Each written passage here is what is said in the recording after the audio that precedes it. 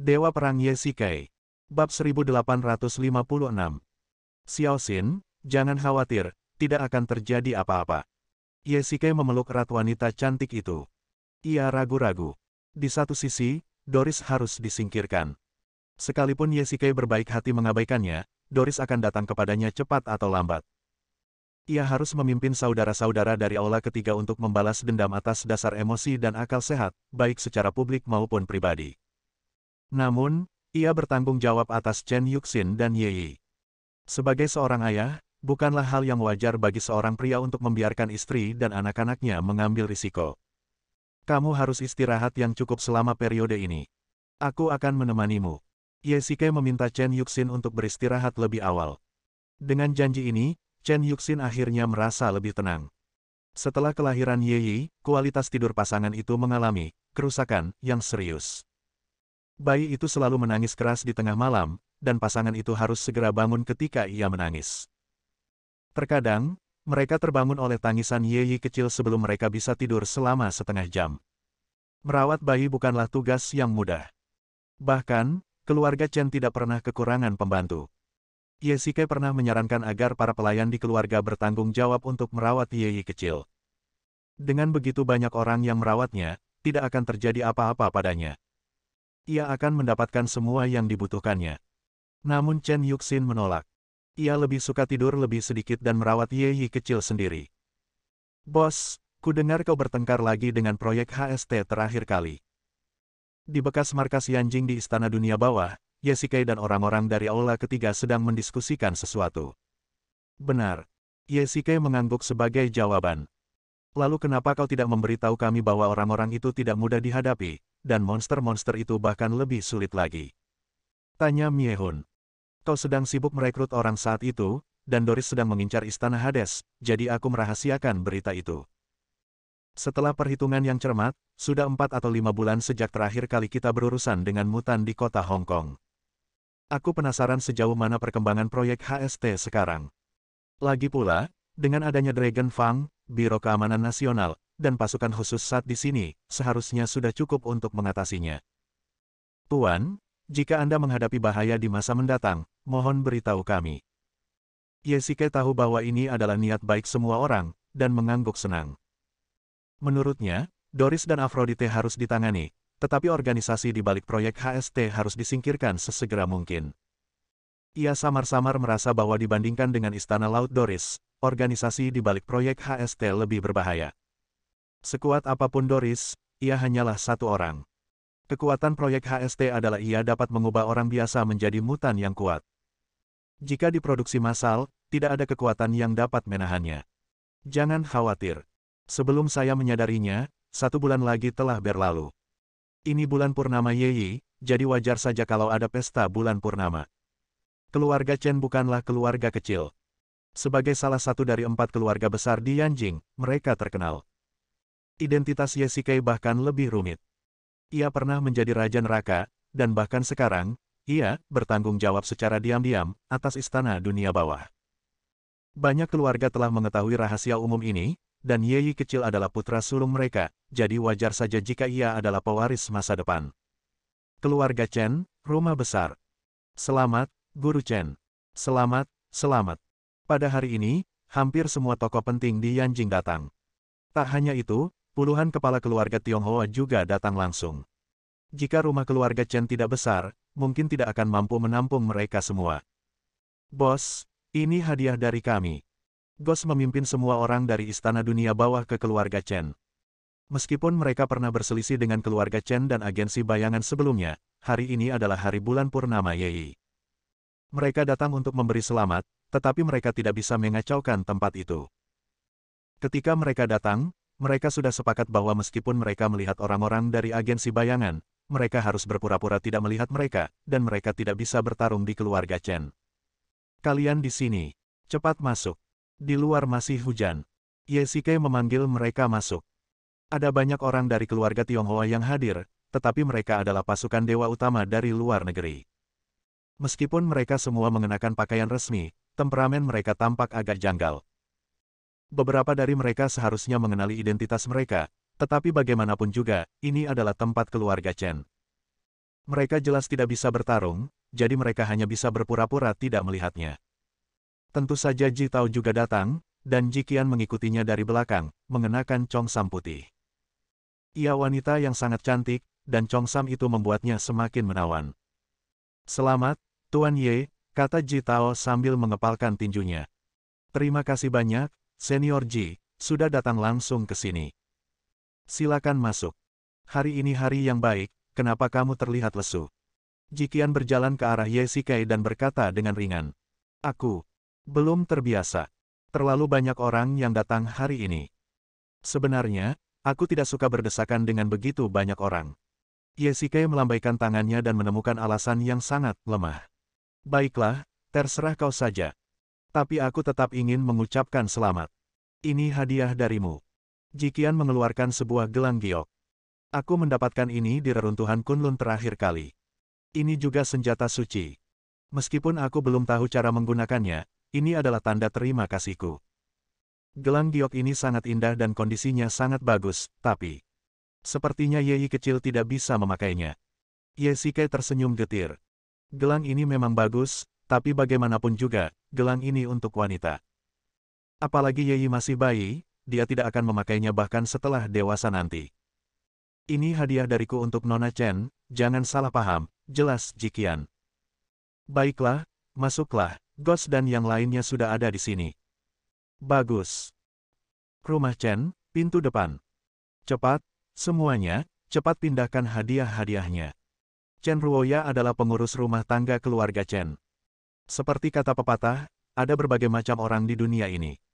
Kali ini, bulan purnama Ye akan tiba, dan keluarga Chen mengadakan perjamuan besar. Saking banyaknya orang yang datang, ia tidak berani bermalas-malasan. Para pelayan juga sangat sibuk, memindahkan hadiah-hadiah ke gudang keluarga Chen satu demi satu. Ups! Tiba-tiba, seorang pelayan terpeleset dan jatuh ke tanah tanpa sengaja. Hadiah di tangannya pun tak sengaja jatuh ke tanah. Dengan suara benturan, kotak hadiah itu pecah. "Bagaimana bisa kau begitu ceroboh?" Chen Ruoya buru-buru melangkah maju dan memarahi. Pelayan itu segera meminta maaf dan buru-buru menutup kembali kotak hadiah itu. Ah! Tiba-tiba, pelayan itu menjerit dan melemparkan tutup botol di tangannya karena terkejut. "Butler Chen, ada bahan peledak." "Apa?" Chen Ruoya bergegas maju dan melihat ke dalam kotak hadiah. Seperti dugaannya, di dalam kotak hadiah itu, bukan hadiah berharga, melainkan sebuah bom dengan hitungan mundur. Jangan panik, jangan panik. Lagi pula, Chen Ruoya telah melihat banyak hal. Ia dewasa dan tenang, dan ia cepat tenang. Melihat hitungan mundur, masih ada lebih dari 1 jam sebelum ledakan. Bab 1857. "Semuanya, jangan panik dan jangan berteriak," kata Chen Ruoya dingin. Ya, kalian semua, mundur dan jaga mulut kalian. Kalau berani cerita ke siapapun, aku akan tunjukkan bagaimana aku akan menghadapi kalian," perintah Chen Ruoya. Ya, para pelayan bergegas mundur. Tentu saja, mereka tidak berani mengatakan apa-apa, tetapi mereka tak kuasa menahan ekspresi ngeri di wajah mereka. Chen Ruoya memerintahkan 2 pengawal keluarga Chen untuk membawa kotak itu ke taman belakang, sebisa mungkin menghindari ruang tamu utama, dan berjalan ke taman melalui jalan setapak. "Tuan, sesuatu yang buruk telah terjadi." Chen Ruoya bergegas menghampiri Chen Yuxin. Para tamu di sini tidak menyadari ada yang aneh. Jika mereka benar-benar tahu berita itu, setelah perjamuan bulan purnama, nama baik keluarga Chen di Yanjing pasti akan tercoreng. "Apa yang telah terjadi?" "Baru saja ditemukan bom di dalam hadiah," bisik Chen Ruoya di telinganya. Saat Chen Yuxin mendengar berita itu, alisnya bergetar dan tangannya yang gemetar juga mengungkapkan isi hatinya. "Ini masalah besar. Xiao Xin, ada apa?" Pada saat ini, Ye Sikai juga datang. Chen Yuxin tadinya bersemangat, tapi sekarang ekspresinya tiba-tiba berubah. "Baru saja, Ruoya menemukan bahwa salah satu hadiah itu ternyata berisi bom," jelas Chen Yuxin. "Apa? Bagaimana ini bisa terjadi?" Ye Sikai mengerutkan kening. Siapa gerangan yang begitu kejam? Hari ini adalah pesta bulan purnama putranya, tapi dia malah mengirim hadiah seperti itu. "Aku juga tidak tahu, tapi aku sudah menyuruh seseorang mengirim bom itu ke taman belakang. Kalau tidak, kalau para tamu melihatnya, kita akan mendapat masalah. Aku akan pergi melihatnya." Ye Shikai berjalan cepat menuju taman belakang, diikuti oleh Chen Yuxin. Xiao Kai, hati-hati. Chen Yuxin mengingatkan. Jangan khawatir. Ye Shikai melangkah maju. Bom itu sudah dimasukkan ke dalam kotak. Masih ada waktu lebih dari 1 jam lagi. Ye Shikai memeriksa dengan saksama. Semua bahan peledak di bawahnya berkekuatan tinggi, sama seperti yang ia gunakan untuk meledakkan ruang bawah tanah pabrik HST. Kekuatannya sangat dahsyat. Sekeping kecil saja bisa meledakkan seluruh keluarga Chen hingga ke langit. Jika Ye Shikai ingat dengan benar, ada penghalang di luar keluarga Chen. Konon, penghalang itu didirikan oleh para tetua keluarga Chen. Penghalang itu cukup untuk menahan serangan banyak praktisi, termasuk kekuatan bom. Oleh karena itu, jika seseorang ingin menghancurkannya, mereka harus berpura-pura menjadi hadiah dan mengirimkannya. Namun, ini wajar. Tidak kurang dari 1.000 tamu yang hadir hari ini, dan hadiahnya tak terhitung jumlahnya. Wajar jika para pelayan lalai. Ruoya, segera buka semua hadiahnya dan periksa apakah ada bom, perintah Chen Yuxin. Ya, saya akan segera membawa seseorang ke sana. Xiao Kai, apa yang harus kita lakukan mengenai hal ini? Tanya Chen Yuxin balik. Aku punya rencana. Ye Shikai memasukkan bom ke dalam cincin penyimpanan. Cincin penyimpanan itu adalah ruang tertutup. Sejujurnya, Ye Shikai tidak tahu apa yang akan terjadi jika bom meledak di dalam cincin penyimpanan. Mungkin tidak akan terjadi apa-apa. Aku akan segera pergi ke sungai. Ye Shikai segera masuk ke mobil dan langsung menuju ke sungai terdekat. Ada sungai besar di dekat sana, dan tidak ada orang di sekitar. Setengah jam kemudian, Ye Shikai berjalan cepat ke tepi sungai, mengeluarkan bom waktu dari cincin penyimpanan, mengayunkannya dengan keras, dan melemparkannya langsung ke tengah sungai. Bersamaan dengan itu, ia mengeluarkan pistol, menarik pelatuk bom waktu, dan peluru mengenai bahan peledak tepat saat bom itu jatuh ke air. Ledakan. Terdengar suara ledakan keras, dan permukaan air yang tenang terciprat air. Suaranya sangat keras, tetapi untungnya tidak ada orang di sekitar, jadi tidak ada yang menyadarinya. Ye Shikai kembali ke keluarga Chen dan melihat semua orang dari istana dunia bawah menjaga pintu. Bos, kudengar ada bahan peledak di dalam hadiah itu. Benarkah? Tanya Miehun. Jangan khawatir, sudah dijinakkan. Aku meledakkan bomnya di sungai. Siapa gerangan bajingan ini yang berani bertindak liar di sini? Kata Wang Kai dengan marah. Aku belum tahu, tapi aku pasti akan menyelidikinya. Hari ini adalah pesta bulan purnama Yei. Sebagai seorang ayah, Ye Shikai tentu tidak bisa membiarkan siapapun menyakiti putranya seperti ini, jadi dia akan menyelidiki masalah ini dengan segala cara. Tentu saja, Chen Yuxin, yang sangat mencintai putranya, pasti akan melakukan hal yang sama. Ruang tamu utama. Tuan, menantu, saya telah membawa orang untuk memeriksa semua hadiah dengan saksama dan tidak menemukan bom lain, lapor Chen Ruoya. Baiklah, Ruoya. Kalau nanti kamu menerima hadiah lagi, entah itu bom atau bukan, kirimkan saja semuanya ke tempat terpencil untukku. Semakin jauh dari sini, semakin baik, perintah Chen Yuxin. Baik, Patriark, kami pasti akan menjamin keamanan di sini. Xiao Xin, jangan terlalu bersemangat dulu. Ada begitu banyak tamu di sini. Kau tidak boleh memberitahu mereka tentang ini, Ye Shikai mengingatkan. Jangan khawatir, Xiao Kai, aku baik-baik saja. Aku akan menyelidikinya secara menyeluruh setelah perjamuan bulan purnama, kata Chen Yuxin dingin. Ye Shikai memperhatikan bahwa semua pengawal keluarga Chen telah datang dan berdiri di setiap sudut, selalu mengawasi pergerakan di sekitar mereka. Chen Yuxin dan Ye Shi dijaga oleh pengawal pribadi dan para tetua keluarga Chen, dan tidak akan memberi mereka kesempatan untuk mendekat. Tuan, mungkin ada bahaya lain di sini. Aku akan membawa mereka berpatroli, bisik Nightmare. Tidak perlu, tetaplah di ruang tamu utama. Jangan berkeliaran. Aku tidak peduli apa yang terjadi di tempat lain setelah mereka dibom. Tapi di sini, kalian harus aman, Ye Shikai memperingatkan. Baiklah, kalau begitu kami akan sampai di sini. Semua orang tetap waspada dan menunggu hingga jamuan makan selesai dan semua tamu telah pergi. Baru setelah itu Ye Shikai bernapas lega. Kamar tidur utama Chen Yuxin dan kamar Ye Yi, serta kamar tidur Ye Shikai, benar-benar aman. Larut malam, Ye Shikai berguling-guling, begitu pula Chen Yuxin. Bom hari ini nyaris meledak. Mereka berdua adalah orang-orang superior dan belum pernah diancam seperti ini. Lebih penting lagi, bom itu juga mengancam Ye Yi kecil. Hari ini aku harus mencari tahu siapa dalam semua ini, kata Chen Yuxin tegas. Kurasa juga begitu.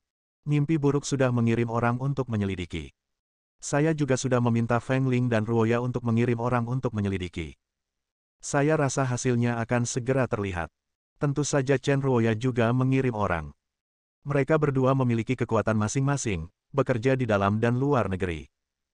Ye Shike tidak percaya bahwa dalang di balik layar bisa tetap hilang. Xiao Kai, menurutmu apakah dalang di balik semua ini mungkin ada di antara tamu hari ini? Tanya Chen Yuxin tiba-tiba. Aku tidak bisa mengesampingkan kemungkinan ini, tapi kurasa itu tidak mungkin. Aku sudah melihat daftar tamunya, dan semuanya orang-orang yang sangat dekat denganmu atau aku. Tidak ada alasan bagi mereka untuk menyerang kita. Bab 1858.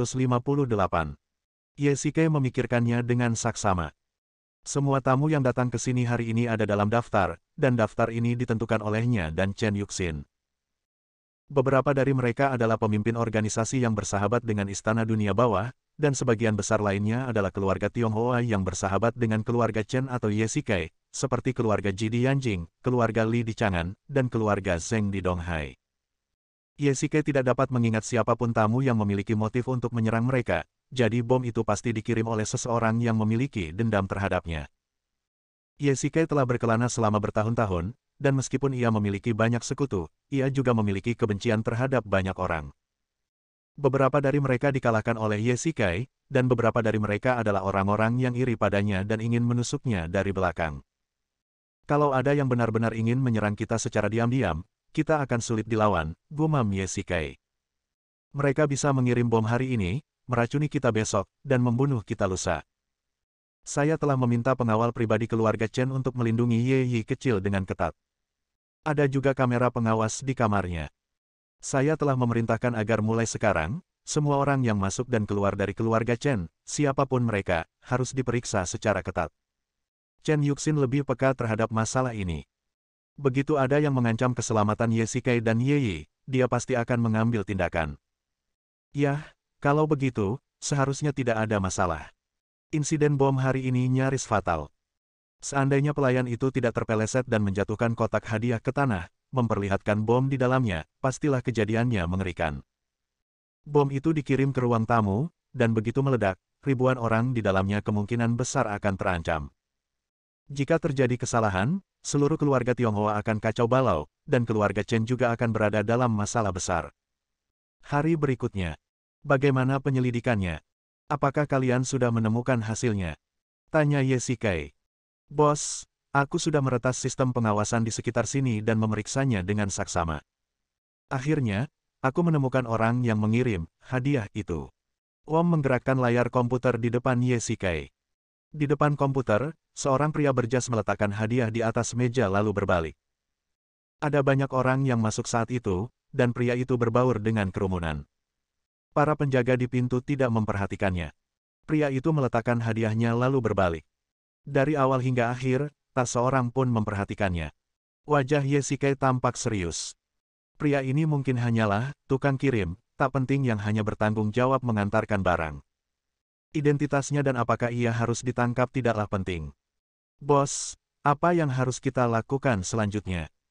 Kalau kita tidak bisa menemukan dalangnya, mereka pasti akan bertindak lagi di masa depan. Aku akan mengaturnya secara alami, kalian lanjutkan penyelidikannya, kata Ye Shike ringan. Oke, tapi kau harus lebih memperhatikan keselamatanmu, bos. Kelompok orang ini berhasil menempatkan bahan peledak di keluarga Chen. Mereka pasti sangat cakap. Aku tahu itu. Investigasi tanpa petunjuk ibarat mencari jarum di tumpukan jerami, tetapi karena ini adalah perintah Ye Shike dan Chen Yuxin, orang-orang di Istana Dunia Bawah, agensi bayangan, dan organisasi-organisasi yang berafiliasi dengan keluarga Chen tidak dapat berhenti dan hanya dapat terus mengumpulkan petunjuk. Beberapa bulan berlalu dengan cepat, dan langkah-langkah keamanan keluarga Chen sama sekali tidak dilonggarkan, tetapi hal seperti ini tidak pernah terjadi lagi. Xiao Yeki tumbuh sangat cepat dan sehat. Sebagai keturunan seorang kultivator, ia memiliki kekuatan batin dan kebal terhadap virus-virus umum. Chen Yuxin jarang pergi ke kelompok setiap hari, tetapi selalu menemani Xiao Yeki, merawatnya dengan saksama, dan tidak berani bermalas-malasan. Sedangkan Ye Shike, ia jarang keluar rumah. Hari ini, Seorang tamu datang ke keluarga Chen, atau bisa dibilang, tamu yang tidak diundang. Tuan Tianjing. Chen Yuxin menghampirinya untuk menyapa. Ia tidak mengucapkan selamat datang, yang cukup menunjukkan sikapnya terhadap Tianjing. Tianjing adalah pemimpin tim pasukan khusus Biro Keamanan Nasional. Ia datang ke keluarga Chen atas nama Biro Keamanan Nasional. Ketika Biro Keamanan Nasional datang, biasanya itu bukan hal yang baik. Dari sudut pandang pribadi, Ye mengambil beberapa risiko untuk membantu Biro Keamanan Nasional. Belum lagi masa lalu yang jauh, misalnya, terakhir kali ia pergi ke kota Hong Kong untuk menangani para mutan, seharusnya ini menjadi tanggung jawab Biro Keamanan Nasional, tetapi Ye terlibat, jadi Chen Yuxin tentu saja bersikap dingin terhadap Tianjing. Nona Chen, Tuan Ye. Silakan duduk. Chen Yuxin mengundang Tianjing untuk duduk di ruang tamu. Tuan Tianjing, apa yang membawa Anda ke sini hari ini? Kalau tidak, saya sangat sibuk dan mohon maaf tidak bisa menjamu Anda, kata Chen Yuxin dingin, dengan kata, jijik, terpatri di wajahnya. Tianjing bukan orang yang pelit, jadi ia hanya menertawakan sikap Chen Yuxin. Xiao Xin, Ye mengingatkan, memberi isyarat kepada Chen Yuxin untuk memperhatikan sikapnya. Tianjing, apa yang ingin kau katakan? Katakan saja padaku. Apakah ini tentang proyek HST? Bukan begitu. Aku datang ke sini hari ini untuk urusan lain, yang mungkin bisa menjadi jawaban untukmu. Kata-kata Tianjing membangkitkan minat mereka berdua, dan sikap Chen Yuxin akhirnya tidak lagi begitu tidak sabar. Pada hari perjamuan bulan purnama Yeyi, apakah kamu menerima hadiah? Di dalamnya ada bom, yang cukup kuat untuk meledakkan seluruh rumah besar. Ya, itu benar. Ye tidak menyangkal bahwa ia dan Chen Yuxin tidak memberitahu siapapun tentang hadiah bom itu. Bahkan banyak pelayan di keluarga Chen tidak mengetahuinya. Beberapa pelayan yang mengetahuinya juga diberi perintah untuk tidak memberitahu siapapun. Yang mengetahuinya hanyalah Chen Ruoya, Feng Ling, dan orang-orang kepercayaan Chen Yuxin lainnya, serta para jenderal istana dunia bawah. Ye tidak tahu bagaimana Tianjing tahu tentang masalah ini, tetapi karena dia datang, dia pasti punya berita tentang masalah ini. Saya sudah menemukan siapa pembunuhnya. Apa? Ye dan Chen Yuxin berkata serempak bahwa berita ini benar-benar mengejutkan mereka berdua.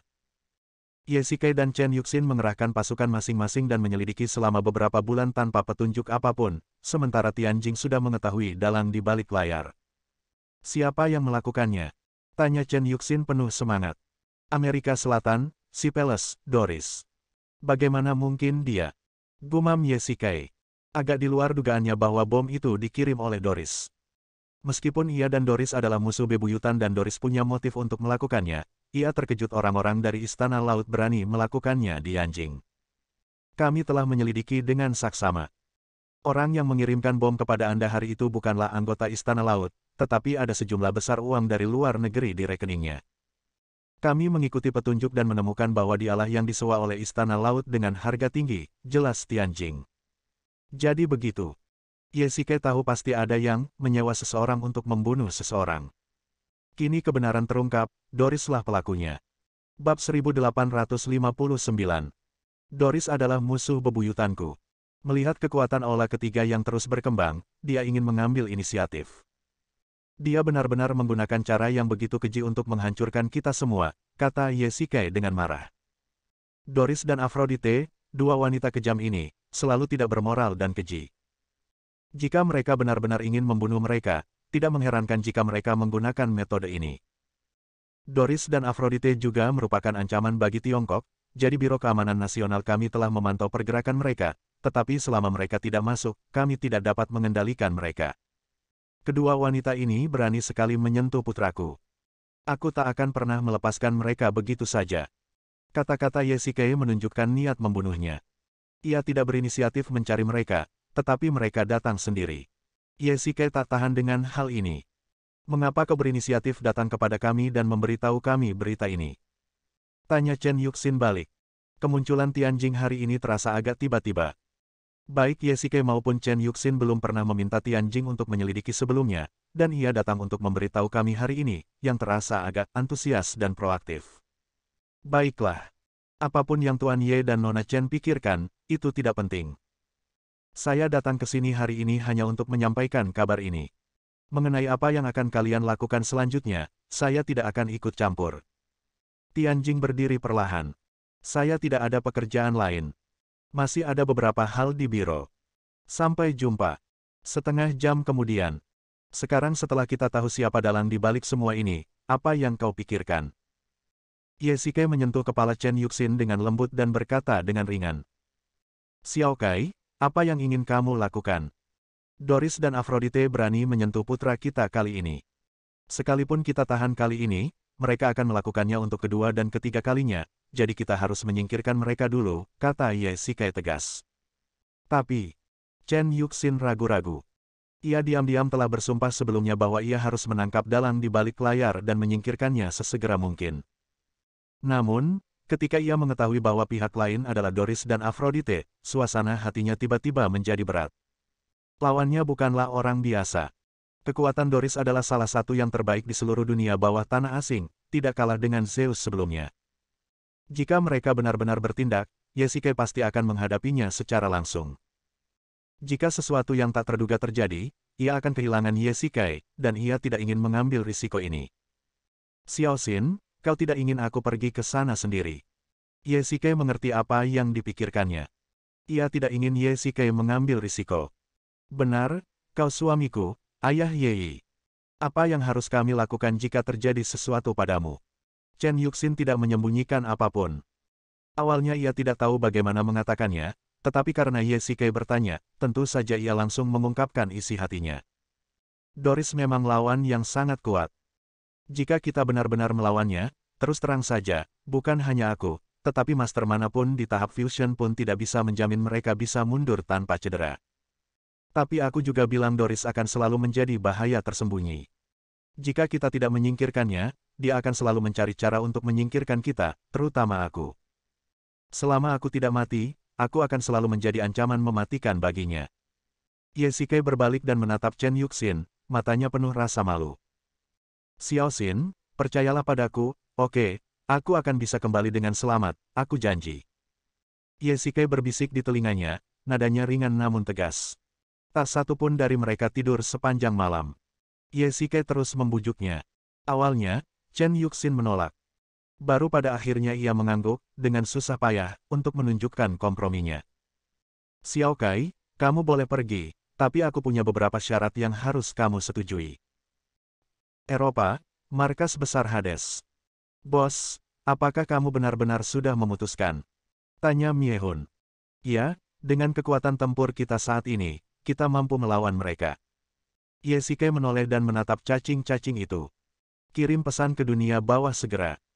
Istana dunia bawah, kuil perang, dan kuil bulan akan menyatakan perang terhadap istana laut. Semua orang di dunia bawah harus bisa melihatnya. Ye Shikai melanjutkan, aku ingin semua praktisi bisa melihat pernyataan perang yang telah kuberikan kepada istana laut. Selain itu, atas namaku, aku mengundang siapapun untuk bergabung dengan kami. Selama ada yang bersedia bergabung dengan kubu kami, aku jamin mereka akan mendapatkan rampasan yang mereka inginkan. Baiklah, aku akan segera mengirim pesannya. Cacing itu mengangguk sebagai jawaban.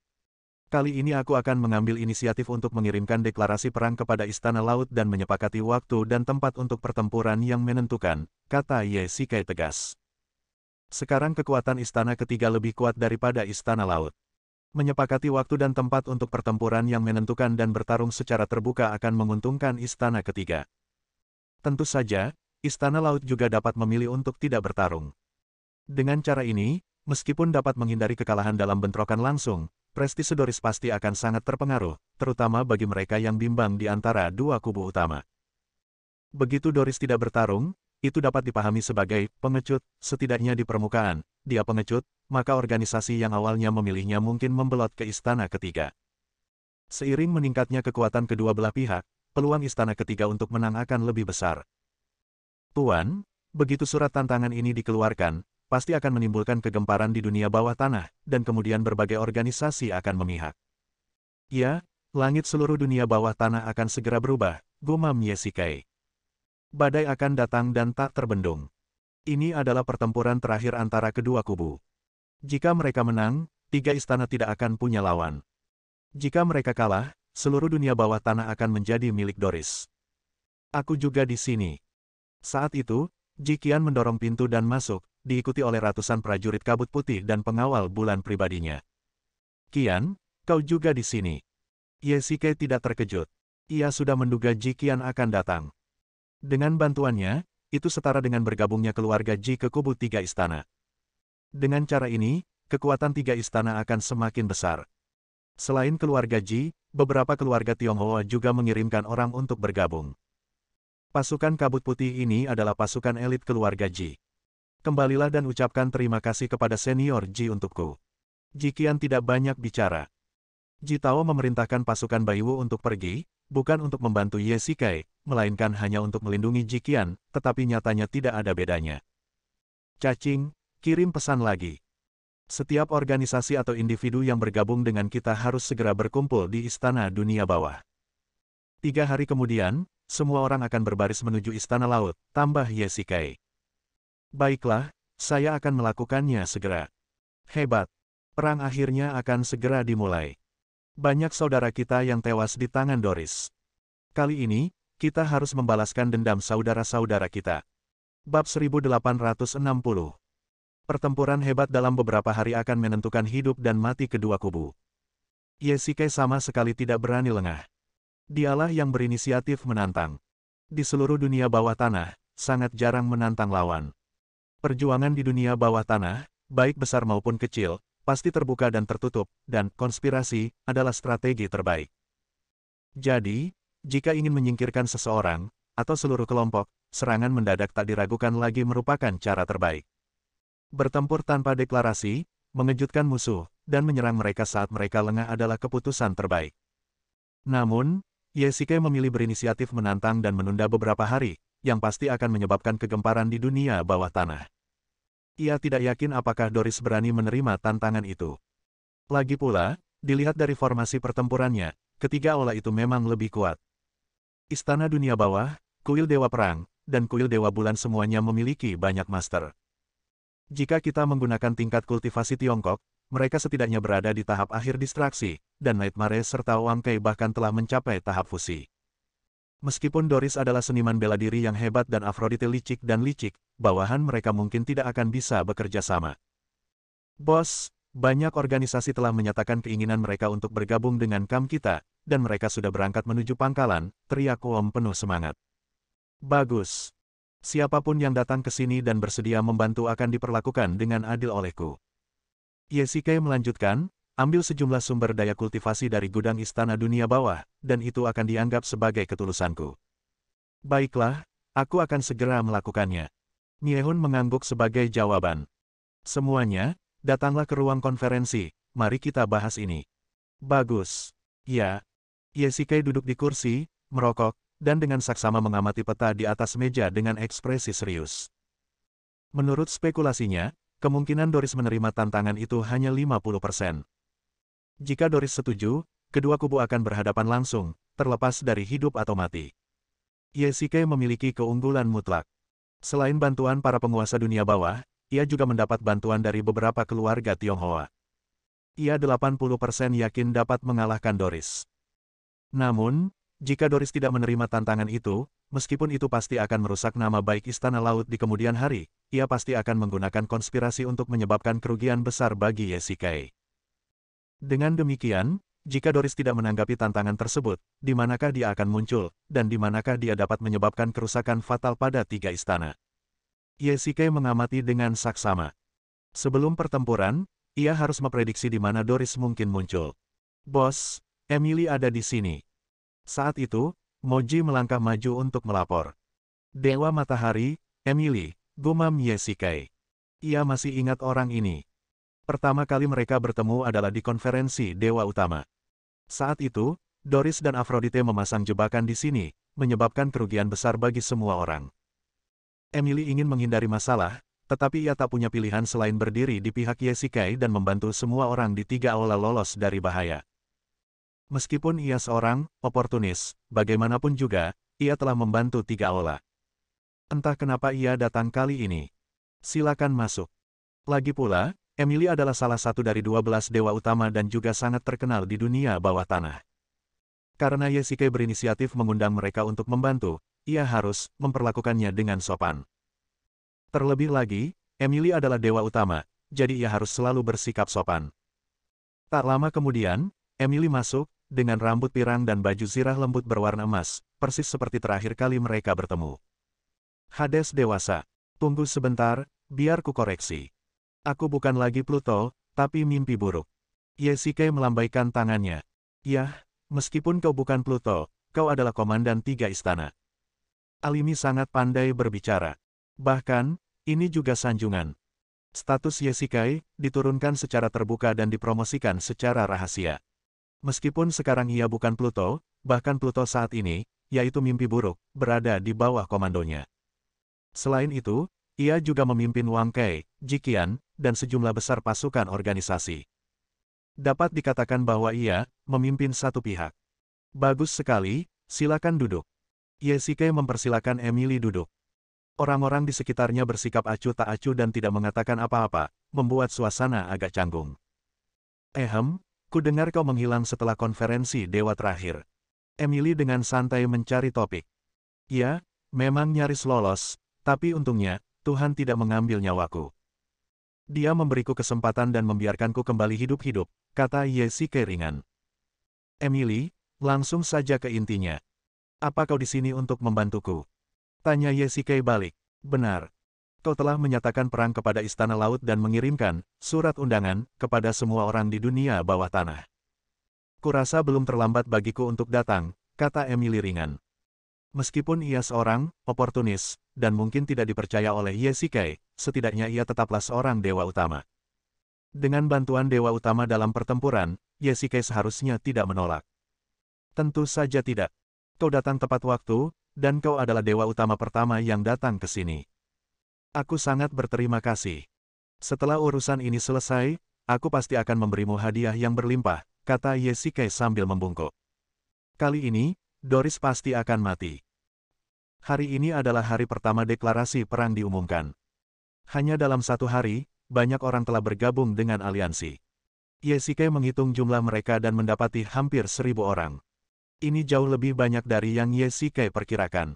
Ini baru hari pertama. Ia yakin akan ada lebih banyak orang besok. Setelah 3 hari, jumlah orang yang bergabung dengan aliansi seharusnya tidak kurang dari 2.000 orang, yang mendekati jumlah total orang di 3 aula. Dengan bantuan mereka, peluang Yesike untuk menang akan lebih besar. Kian, apakah menurutmu Doris akan menerima pertempuran penentuan kita? Tanya Yesike. Jiqian dulunya adalah wadah pemikirnya dan seharusnya punya beberapa pendapat bagus. Kurasa tidak. Mereka bukan orang yang terbuka dan jujur. Hampir mustahil membuat mereka bangkit dan melawan secara terbuka. Jiqian mengungkapkan pikirannya, yang sejalan dengan dugaan Yesike. Apa yang harus kita lakukan jika mereka tidak muncul? Kalau begitu, ayo kita langsung menuju Istana Raja Laut, sarannya. Jiqian melanjutkan, kalau kita menempati tempat itu, Doris pasti akan datang. Bagaimana kau bisa begitu yakin? Tanya Yesike balik. Doris adalah orang yang akan melakukan apa saja untuk menang dan tidak menghargai martabatnya. Mereka akan kalah dalam konfrontasi langsung, jadi mereka pasti akan menolak untuk bertarung. Dan menduduki Istana Laut pada dasarnya adalah untuk memancing Doris keluar. Bagaimana mungkin dia sebodoh itu sampai keluar? Dia pasti akan terus menolak untuk bertarung. Bahkan jika Yesike menghancurkan Istana Laut berkeping-keping, dia tidak akan pernah keluar. Bersambung.